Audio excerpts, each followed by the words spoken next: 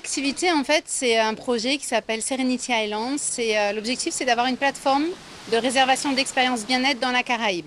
Il faut imaginer un petit peu Airbnb, mais vraiment spécialisé dans tout ce qui touche au bien-être. Et on est dans une thématique vraiment tout autour de ça. On propose des expériences, mais il y aura une partie magazine avec des articles de qualité. Il y aura aussi un e-shop avec des produits de bien-être. Donc ça peut être des cosmétiques, ça peut être du mobilier, de l'artisanat. En tout cas, qui ont une touche de sérénité, de bien-être, etc., qui seront aussi sélectionnés pour être sur la plateforme et distribués.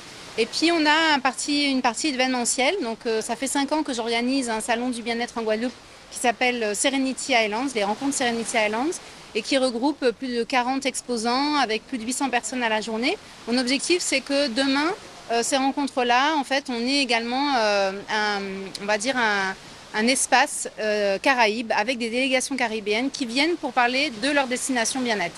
En fait, notre rôle, ça va être un rôle d'intermédiaire. C'est-à-dire qu'on va avoir des sociétés en Guadeloupe qui vont vouloir investir à la Dominique et on va, un peu comme l'IDEA l'a dit aujourd'hui, faciliter les choses. Donc, la société aura son avocat dominicain puisque les lois ne sont pas les mêmes, le système juridique n'est pas le même. Donc, forcément, nous, on ne pourra pas les conseiller sur la forme de la société, des statuts, etc.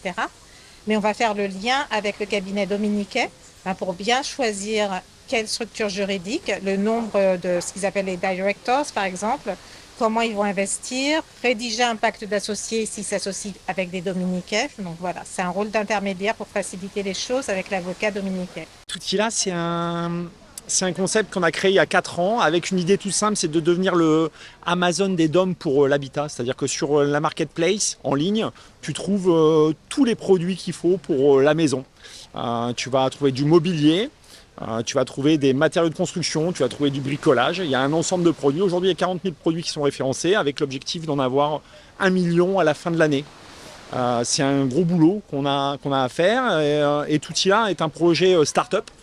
On a créé 12 emplois en 4 ans. On va avoir un chiffre d'affaires à peu près d'1 million d'euros cette année.